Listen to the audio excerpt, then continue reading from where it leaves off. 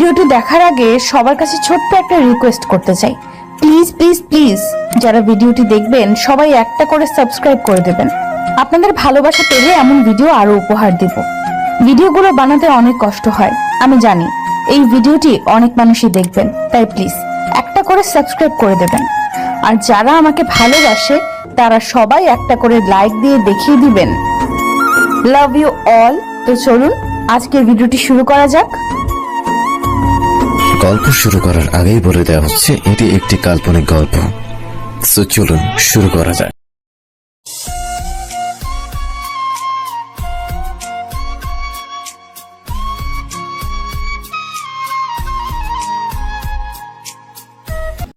অপেক্ষা পৃথিবীর সবচেয়ে সুন্দরতম অনুভূতির নাম অপেক্ষা। অপেক্ষার সময়গুলো আমাদের কাছে খুব দীর্ঘ মনে হয়, তবে খুব প্রিয় মানুষটার জন্য অপেক্ষা করার মধ্যে যেমন অস্থিরতা আছে তেমন অদ্ভুত সুন্দর অনুভূতি আছে, ভালো লাগা আছে। এটা আমার চেয়ে বেশি হয়তো কেউ জানে না। এই মুহূর্তে আমি খুব গুরুত্বপূর্ণ এবং আমার সবচেয়ে প্রিয় একটা মানুষের মেসেজে আসার অপেক্ষা করছি। দীর্ঘ চেষ্টার ফলাফল কি হবে সেটা জানার অপেক্ষায় আছি। এই অনুভূতিটুকু অব্যক্ত। এই মানুষটাকে আমি খুব পছন্দ করি, খুব বলতে অনেকটা পছন্দ করি, এবং সেটা অনেক দিন ধরেই। আমাদের ফেসবুকে বন্ধুত্ব, তবে বন্ধু বলতে সে শুধু আমার ফ্রেন্ড লিস্টে পড়ে আছে। এখন পর্যন্ত প্রথম মেসেজটা কেউ কাউকেই দেইনি। আমার মধ্যে কেমন একটা দ্বিধা ভয় কাজ করছে, এই জন্য আমি চাইলেও আগে মেসেজ দিতে পারিনি। আমাদের কমেন্টে টুকটাক কথা হয়, কিন্তু ওটা কমেন্ট পর্যন্তই, সেটা কখনো মেসেজে পর্যন্ত আগায় না, মেসেজে কথা বলা হয় না। এটা নিয়ে আমি অনেক ভেবেছি, অনেক ভেবেচিন্তে আমি একটা পদক্ষেপ নিয়েছি, যে কারণে সে অবশ্যই আমাকে মেসেজ দিবে। সেই জন্যই এখন তার মেসেজের অপেক্ষা করছি। আমি নিশ্চিত সে আমার মেসেজের উত্তর দিবে। ও হ্যাঁ, সরি, আমার পরিচয় দিতেই ভুলে গেছি, আমি অভ্র। আপাতত এটুকু জানলেই হবে, ধীরে ধীরে আমার পরিচয় এবং আমার ভালোবাসার গল্পটাও জানতে পারবেন। চলুন তার আগে কিছুদিন আগের ঘটনা আপনাদেরকে জানাই। কিছুদিন আগে একদিন হঠাৎ সন্ধ্যাবেলা ফেসবুকে নোটিফিকেশন এলো, সেন্ড এ ফ্রেন্ড রিকোয়েস্ট। একটা মেয়ের রিকোয়েস্ট ছিল। আগেকার দিনে গৃহিণীরা যেমন করে তাদের অলংকার বড় ট্রাঙ্কে তালাবন্দি করে চাবি কোমরে রেখে দিত, আজকালকার মেয়েরা ঠিক সেইভাবেই তালা চাবি দিয়ে ফেসবুক লক করে রাখে। কিন্তু এই মেয়েটির প্রোফাইল আনলক করা ছিল। প্রোফাইল দেখে রিকোয়েস্ট অ্যাকসেপ্ট করলাম। প্রোফাইলে তার নিকনেম ছিল বৃষ্টি মেঘা, বায়োতে লেখা আকাশ ভালোবাসি। আমিও আকাশ ভালোবাসি, কারণ ছাড়া হুটহাট আকাশ দেখি। মন খারাপ থাকলে মেঘেদের সাথে জমিয়ে আড্ডা দেই। আকাশের প্রতি আমার খুব দুর্বলতা, তাই তো যে আকাশ ভালোবাসে তাকে অপছন্দ করে কি থাকা যায়? আর যে আকাশ ভালোবাসতে পারে না সে কোনো কিছুই ভালোবাসতে পারে না। বেশ কিছুদিন কেটে গেল, আমাদের কথা হলো না। মেয়েটা কিছুদিন পরপরই ছবি আপলোড করে, ছবিগুলো ভীষণ সুন্দর। দেখা মাত্রই ইচ্ছার বিরুদ্ধে লাভ রিয়েক্ট দেওয়া হয়ে যায়। হয়তোবা মন আগে থেকে সিদ্ধান্ত নিয়ে নিয়েছিল লাভ রিয়েক্ট দেওয়ার জন্য। স্টোরিতে শেয়ার করা পিকে ও সেম লাভ রিয়েক্ট। কালো টিপে মেয়েটাকে ভীষণ সুন্দর লাগে, কাজল ভর্তি চোখে ডুব দিতে ইচ্ছে করে। শাড়িতে সম্পূর্ণ বাঙালি বধূর মতো লাগে। মাঝে মাঝে মনে হয় হয়তো সে কোনো এক স্বপ্নের রাজ্য থেকে টুপ করে নেমে এসেছে এই ভূখণ্ডে, নয়তো সাদা মেঘের রাজ্য থেকে এই শহরে এসেছে। কেন এসেছে সে? আমায় কিছু দুঃখ দিতে আসুক। সে যদি দুঃখ দিতে আসে তবে সে আসুক, কিছু দুঃখ দিয়ে যাক, তবুও চাই সে কাছে আসুক। মেয়েটার পোস্টের কমেন্টে আমাদের কথা হতো মাঝে মধ্যে, কিন্তু সেটা এমন ছবিটা সুন্দর, সে রিপ্লাই দিত ধন্যবাদ। তারপর টুকটাক কথা হতো কমেন্ট বক্সে। সে কখনো নিজ থেকে মেসেজ দেয় না। এদিকে আমার মেসেজ দিতে সাহস হয় না। আমি কিন্তু এত ভীত না, কিন্তু কেন জানি মনে হচ্ছিল আকাশকে দূর থেকে দেখতে হয়, তাকে দূর থেকে ভালোবাসতে হয়, ছুতে চাইলে কষ্ট পেতে হয়। তাই হয়তো দুমুঠো স্বপ্নকে ছুতে খুব ভয় হয়। ভয় থেকে মেসেজ দেওয়া হয়ে ওঠে না। কিন্তু মেয়েটা কি একবার নিজ থেকে আমাকে মেসেজ দিতে পারে না? একবার শুধু ছোট একটা মেসেজ হাই পর্যন্ত দিতে পারে না? এটা এমন কেন? নাকি এই ক্ষুদ্র আমিটা তার কাছে ধুলি করার মতো? এই ক্ষুদ্র আমিটা সমুদ্রের মধ্যে এক বিন্দু শিশিরের মতো, যার মূল্য সমুদ্রের কাছে কিছুই না। রাতে ঘুম হয় না। মেয়েটা আমার ভাবনার জগৎ সম্পূর্ণ দখল করে রাখে। জীবনে সব কিছু এলোমেলো করে সে তার মতো আছে। অনেক ভেবে হঠাৎ একটা বুদ্ধি এলো মাথায়, বুদ্ধিমতো কাজ করে ঘুমিয়ে গেলাম। এই তো তখন থেকে আমার অপেক্ষা শুরু। সকালে খুব ভোরে ঘুম থেকে উঠলাম, কোনো মেসেজ আসেনি। সকাল কেটে দুপুর হয়ে গেল, অপেক্ষার সময় আর শেষ হয় না। ঠিক বিকালে মেসেজ এলো।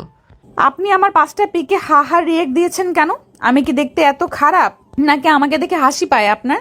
আমি তো মেসেজ পেয়ে খুশিতে সবকিছু ভুলে লাফিয়ে উঠলাম। স্বপ্নের মানুষের মেসেজ এসেছে এই ভেবে রুমের মধ্যে দৌড়াদৌড়ি করতে লাগলাম। এ এক অদ্ভুত অনুভূতি। আমি লিখলাম, আপনার সাথে কথা বলার খুব ইচ্ছে। আপনাকে কখনো মেসেজ দিতে সাহস করে উঠতে পারি না, তাই অনেক ভেবে হাহা রিয়াক্ট দেওয়ার সিদ্ধান্ত নিয়েছি, যাতে আপনি রাগ করে হলেও আমাকে একটিবার মেসেজ দেন।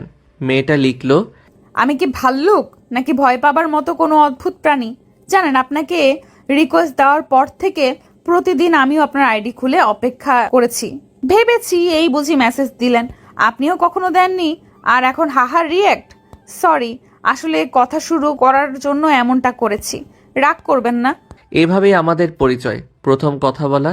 হ্যাঁ, ফেসবুকে আমাদের পরিচয় হয়। আমরা একে অন্যের ছবি দেখেই পছন্দ করে ফেলি, কিন্তু তখন সেটা কৌতূহল ছিল, শুধুই একটা ভালো লাগা ছিল। ভালোবাসাটা প্রথম দেখায় শুরু হয়। এই প্রথম আমি আমার মেঘকে খুব কাছ থেকে দেখি। আপনারাই বলেন, ভালো না বেশি কি থাকা যায়? সকালে ঘুম থেকে উঠে তাড়াহুড়ো করে হাতের কাজগুলো শেষ করেছি। তাড়াহুড়ো করে চা বানাতে গিয়ে হাত কিছুটা পুড়ে গেছে, তবে সেদিকে কোনো খেয়াল নেই। গত 1 মাস ধরে যাকে খুব পছন্দ করি তার সাথে আজ প্রথম দেখা হবার কথা। গতকাল প্রথম মেসেজে কথা হয়েছে। 1 মাস কোনো মেসেজ দিতে পারি দ্বিধায়, তবে বুদ্ধি করে হাহারি এক দেওয়া, এটা কাজে দিবে কিছুটা অনুমান করেছিলাম, কিন্তু সত্যি সত্যি কাজ করেছে। স্বপ্ন নীলা মেসেজ দিয়েছে। প্রথমে কিছুটা রাগ করেছিল, তবে রাগ বেশিক্ষণ থাকিনি। কথা বলার শেষে নিজে থেকে আজ দুপুরে দেখা করার কথা জানিয়েছে। মধ্য দুপুর, রোদে পুড়ে পুড়ে খাক হয়ে গেছে মাটি ও মানুষ। নিজের হাতে বানানো 1 কাপ চায়ের সাথে বিস্কুট ভিজিয়ে সকালের খাবার শেষ করেছি। যাত্রাবাড়ি থেকে রিকশায় সরাসরি মৌচাক চলে এসেছি স্বপ্ননীলার সাথে দেখা করার জন্য। তার প্রিয় রেস্টুরেন্টে ঢুকলাম। স্বপ্ননীলা মেসেজে এই রেস্টুরেন্টের ঠিকানা দিয়ে বলেছে এই রেস্টুরেন্টের খাবার খুব ভালো। স্বপ্ননীলা মাঝে মাঝে এখানে খেতে আসে। তবে অবাক করা বিষয়, এটা আমারও খুব প্রিয় রেস্টুরেন্ট। বাইরের গনগনে আগুনের উত্তাপ থেকে এক টুকরো পৃথিবীর সৃষ্টি করা স্বর্গে প্রবেশ। কৃত্রিম ঠান্ডা বাতাসে পুড়ে যাওয়া শরীর ক্রমশ কাদামাটিতে রূপান্তর হতে লাগলো। লোকজন খুব কম, অর্ধেক টেবিল খালি পড়ে আছে। আকাশ দেখা যায়। এরকম একটা টেবিলে গিয়ে বসলাম। বসতেই ওয়েটার খাবার অর্ডার নিতে চলে এলো। আমি বললাম, একজনের জন্য অপেক্ষা করছি, সে এলে আপনাকে ডাকবো। আকাশ খুব পছন্দ করি। আকাশের সাথে একটা বিকাল নিমিষেই কাটিয়ে দিতে পারি আমি। তাই তো আকাশ দেখা যায় এমন একটা টেবিলেই বসেছি। টুকরো টুকরো মেঘ জমেছে আকাশে। আজ বিকালে বৃষ্টি হবে মনে হয়। শহরে যদি নিয়ম করে আকাশ দেখার জন্য একটা সময় সকল কাজ বন্ধ করে দেওয়া যেত, ভালো হতো। এসব ভাবতে ভাবতে স্বপ্ননীলা দরজা দিয়ে প্রবেশ করল। স্বপ্ননীলা কেন শাড়ি পরে এসেছে? নিজেকে নিজেই প্রশ্নটা করলাম। কি অদ্ভুত সুন্দর! মেয়েরা কি কারো সাথে প্রথম দেখায় শাড়ি পরে আসে? হয়তো সব মেয়ে চায় প্রথম দেখায় সবাই তাদের প্রেমে পড়ুক, আর বিশেষ কেউ যদি হয় তাহলে আরও সুন্দর করে সেজে আসে, যাতে ছেলেটা প্রথম দেখায় প্রেমে পড়ুক। কিন্তু সে কি জানে তাকে সামনাসামনি না দেখার আগেই তার প্রেমে হাবুডুবু খাচ্ছি আমি। স্বপ্ননীলা আকাশি রঙের শাড়ি পরেছে, ম্যাচিং করে চুড়ি, টিপ, চোখে কাজল দিয়েছে। মনে হচ্ছে সৃষ্টিকর্তা এক টুকরো মেঘ থেকে পৃথিবীর সবচেয়ে সুন্দর জিনিস সৃষ্টি করেছে, আর মেঘের চোখে পরিয়ে দিয়েছে কাজল। এ কাজল ভরা চোখে ডুব দিতে ইচ্ছে করে। এখানে একবেলা হারিয়ে গিয়ে ভালো থাকা যায়। স্বপ্ননীলা হেঁটে হেঁটে আমার দিকে আসছে। আমি উঠে দাঁড়িয়ে স্বপ্ননীলাকে বসার জন্য চেয়ারটা বের করে দিলাম। স্বপ্ননীলা বসার পর ফিরে এসে নিজের চেয়ারে বসলাম। স্বপ্ননীলা বলল, এই যে অব্র, কেমন আছেন আপনি? আমি বললাম, মেঘ মুখ দেখে কেউ খারাপ থাকতে পারে? মেঘমুখ? হ্যাঁ, মেঘমুখ। এই যে আমার সামনে এক টুকরো সাদা মেঘ বসে আছে, তবুও আমার বিশ্বাস হচ্ছে না। আচ্ছা, আমায় একটু চিমটি কাটবেন? মেয়েটা হেসে দিল। হাসির শব্দ জলতরঙ্গ শব্দের মতো। মেয়েটার সব কিছুতেই আমি মুগ্ধ হচ্ছি কেন মানুষ যাকে ভালোবাসে তার সবকিছুই কি প্রিয় মনে হয়? সবকিছুই কি পছন্দ হয়? হয়তো হয়। সেই জন্য আমার সামনে বসে থাকা মেয়েটার সবকিছু ভালো লাগছে আমার। স্বপ্ন নীলা বলল, চিমটি কাটা লাগবে না, আমি সত্যিই আপনার সামনে বসে আছি। সমস্যা নেই, একটু চিমটি দিয়েই দিন। যদি স্বপ্ন হয় তবে স্বপ্ন ভাঙার পর আমার থেকে বেশি কষ্ট আর কেউ পাবে না। আমার থেকে দুঃখী মানুষ কেউ হবে না। স্বপ্ন নীলা হালকা করে হাসতে হাসতে আমার হাতে চিমটি কাটল আর বলল, এবার খুশি? আমি বাস্তবেই আপনার সামনে বসে আছি। এখনো আমার বিশ্বাস হচ্ছে না। এবার কি আমাকে চিমটি কাটবেন? না না, তেমন কিছুই করব না। আচ্ছা, আপনাকে বৃষ্টি মেঘা বলে ডাকি? কিছুটা সময় চুপ থেকে আমি আবার বললাম, এই নামে তো কেউ ডাকে না আমায়। আমার বৃষ্টি খুব পছন্দ, তাই ফেসবুকে নিক নামের জায়গায় বৃষ্টি মেঘা দিয়েছি।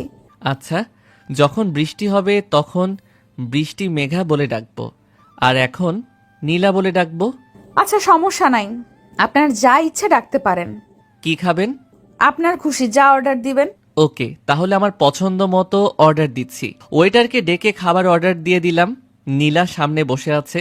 হঠাৎ কি ভেবে বললাম, আপনাকে ভয়ঙ্কর সুন্দর লাগছে। নীলা অবাক। চোখ দেখে যে কেউ বলে দিতে পারবে কতটা অবাক হয়েছে সামনে বসা মানুষটা। অবাক চোখে জিজ্ঞাসা সুরে সে বলল, ভয়ঙ্কর সুন্দর মানে? আমি বললাম, এত সুন্দর যে দেখলে বুকটাই কেঁপে ওঠে। হঠাৎ কাউকে দেখে যদি বুক কেঁপে ওঠে তবে একেই ভয়ঙ্কর সুন্দর বলে। আপনাকে প্রথম দেখে বুক কেঁপে উঠেছিল। এক মুহূর্তের জন্য মনে হয়েছে এই বুঝি হৃদয়টা ফেটে যাবে। নীলা আবার হেসে দিল। ইস, এত সুন্দর কেন হাসিটা? নীলা বলল, আপনি খুব সুন্দর করে কথা বলেন। কথা বলার মাঝে খাবার চলে এলো। খাবার খাওয়ার সময় নীলা আমার হাতের দিকে লক্ষ্য করে জিজ্ঞাসা করলো, এখানে কি হয়েছে? আমি বললাম, পুড়ে গেছে। কিভাবে? সকালে তাড়াহুড়ো করে চা বানাতে গিয়ে। এত তাড়াহুড়ো করে কেউ? তা আপনি চা বানাতে পারেন? কেন পারবো না? চা থেকে শুরু করে রান্না করা সব পারি। শিখলেন কিভাবে? ব্যাচেলর মানুষ, রান্না করতে করতে শিখেছি। আপনি একা থাকেন? আপনার ফ্যামিলি? ঢাকায় আমি একা থাকি, ফ্যামিলির বাকি সবাই সিলেট থাকে। সিলেট কেন? বাবার চাকরির জন্য। বাবা ব্যাংকে চাকরি করে।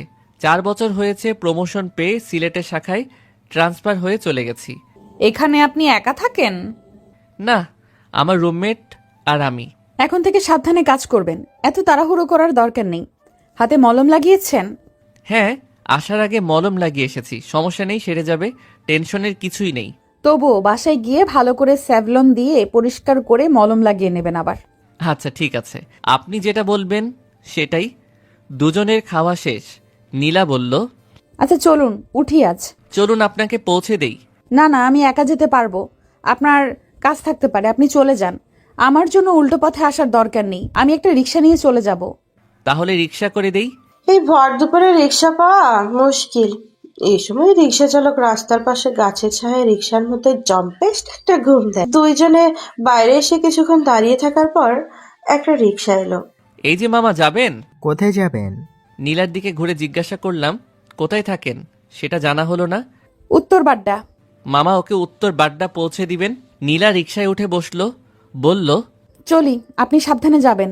আপনিও সাবধানে যাবেন। রিক্সা চলা শুরু করলো। কিছুটা দূরে চলে যাওয়ার পর আমি দৌড়ে রিক্সার কাছে এসে বললাম, আবার মেঘমুখ দেখার অসুখ হলে কি করব? নীলা কিছু বলল না, হেসে দিল। রিক্সা চলছে, আমি হাঁপিয়ে দাঁড়িয়ে পড়লাম।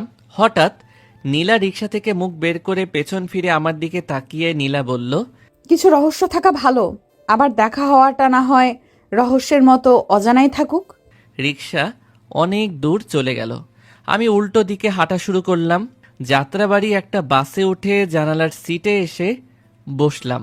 মেয়েরা সবসময় তার চারপাশে রহস্যময় করে রাখতে পছন্দ করে, গোলক ধাঁধার মধ্যে থাকতে পছন্দ করে। মেয়েরা এমন কেন?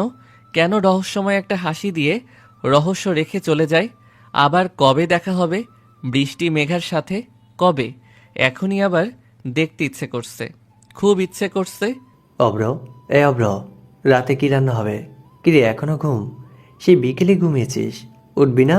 আমি ঘুম ঘুম চোখে রাকিবের দিকে তাকালাম। আজ সারাদিন কিছুই রান্না করিসনি। সকালে দুপুরে কি খেয়েছিস? আমি অফিস থেকে এসে দেখি কিছুই রান্না করা নাই। তোর কি শরীর খারাপ? জ্বর এসেছে? নীলার সাথে দেখা করে বাসায় এসে শুয়েছিলাম। কখন যে ঘুমিয়ে গিয়েছি জানি না। ঘুম ঘুম কণ্ঠে জিজ্ঞাসা করলাম, কটা বাজে? রাকিব জবাব দিল, রাত 8:18। এত সময় ঘুমিয়েছি। সরি রে, কিছুই রান্না করতে পারিনি। সকালে তুই অফিসে যাওয়ার পর আমি চা বিস্কুট খেয়ে বেরিয়েছিলাম। দুপুরে বাইরে খেয়েছি, সেজন্য আজকে সকালে রান্না করিনি। ভেবেছিলাম সন্ধ্যায় করব, কিন্তু কখন যে ঘুমিয়ে পড়েছি জানি না। তুই কখন এসেছিস? প্রশ্ন শুনে চমকে গেল রাকিব। মনে নেই তোর? তুই তো দরজা খুলে দিলি। দরজা খুলে কোনো কথা না বলে রুমে এসে শুয়ে পড়লি। ভাবলাম হয়তো শরীর ভালো না, তাই আর বিরক্ত করিনি। আচ্ছা, আমি হাত মুখ ধুয়ে ফ্রেশ হয়ে আসছি, এসে একসাথে রান্না করব। আচ্ছা। রান্না শেষ করে খেয়ে রাকিবের সাথে গল্প করার সময় হঠাৎ নীলার মেসেজ এলো। কি করেন? রাকিবের সাথে আড্ডা দেই। রাতে খেয়েছেন? হ্যাঁ, খেয়েছি। ব্যস্ত থাকলে পরে কথা বলি। না না, ব্যস্ত না। আপনি কি করেন? জানলা দিয়ে আকাশ দেখি, অন্ধকারের মধ্যে তারাগুলো মিটমিট করে জ্বলছে, সুন্দর লাগছে। চাঁদ আছে আকাশে? আছে, খুব সুন্দর। আজকের চাঁদটা খুব সুন্দর। আচ্ছা, চাঁদ কি আপনার থেকেও বেশি সুন্দর, নাকি একটু কম সুন্দর? আমি মোটেও সুন্দর না, আর চাঁদ আমার থেকে বেশি সুন্দর। জানলা খুলে নিজেই দেখুন। অনেক সুন্দর আজকের চাঁদ, মুগ্ধ হবেন দেখে। আমিও দেখছি, তবে আমার মনে হচ্ছে চাঁদ ঠিক আপনার মতো সুন্দর। আপনাকে বলেছে চাঁদ বেশি সুন্দর। এই অব্র, কার সাথে কথা বলিস? আবার একা একা হাসতেছিস? বিশেষ কেউ? রাকিবের কথা শুনে পিছন ফিরে তাকালাম। নিজেকে সামলে নিয়ে বললাম, না, তেমন কেউ না। এই এক বন্ধুর সাথে কথা বলছি। ও আচ্ছা, ঠিক আছে, বল। তাহলে আমি ঘুমাতে যাচ্ছি, সকালে আমার অফিস আছে। ঠিক আছে, তুই গিয়ে ঘুমা, কাল কথা হবে। হ্যালো ভালোবাসার বন্ধুরা, গল্পটা কীরকম লাগলো অবশ্যই কমেন্টে জানাবেন। পরবর্তী পার্ট খুব শীঘ্রই আসতে চলেছে। আপনারা কোন ধরনের গল্প শুনতে চান অবশ্যই জানাবেন। ধন্যবাদ। খোদা হাফেজ।